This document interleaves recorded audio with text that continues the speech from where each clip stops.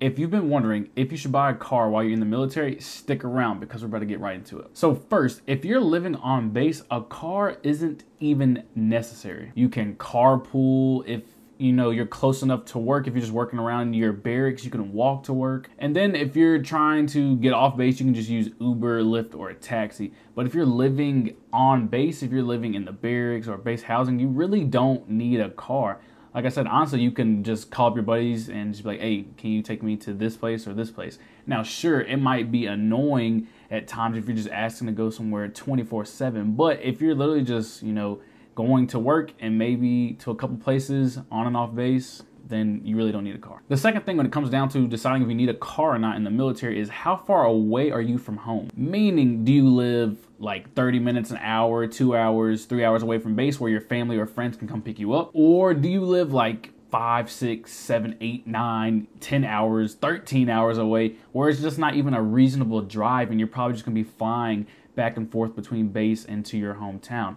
So that's another thing you should consider. One of the most important things is how financially stable are you? First, you need to determine how many bills that you already have. Or do you have enough wiggle room to take on another bill? How much, wiggle room do you have with your finances in general? By picking up a car, are you going to be living paycheck to paycheck now? Because you know exactly how much you get paid every 2 weeks. And if you have other bills and now you're about to add on a car note that might be, $3, $4, $450, are you going to be living paycheck to paycheck? Is all your money going to be gone and you're not going to have anything to live with? You also have to take into account, you also have to get car insurance. You have to do maintenance on your car. So it's just not buying a car itself, but you got to have car insurance. You got to do maintenance. You got to buy gas. Do you have the finances to do all of that? Do you have a really bad credit score to where your interest rates are going to be super duper high and you're not going to be getting the best, possible deal that you possibly can get for a car? These are all things you need to think about. And probably one of the most important things when it comes down to getting a car in the military is how financially stable are you? But let's say you do need a car for sure, like 100% without a doubt, for certain that you need a car.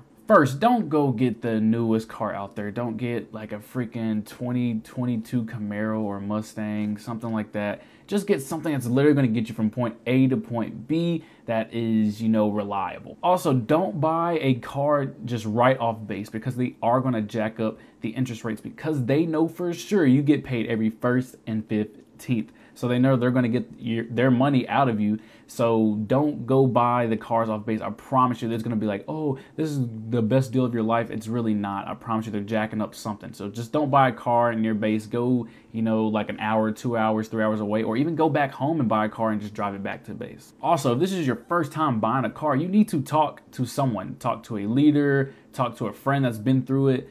But you do need to tell somebody if this is your first time because you do need someone that has some experience to kind of let you know and guide you on how to go about, negotiating, or if this is a good interest rate, if this is a good idea in general. Just get someone else's advice and see what they have to say about your idea. But whatever way you decide to go about getting a car, not getting a car, it all comes down to just having a plan. As long as you have a plan on how you're going to pay for it, if you're going to put down a down payment, are you going to have a cosigner, where's your car going to go during deployment, are you going to drive it home, are you going to ship it home, are you going to leave it on base?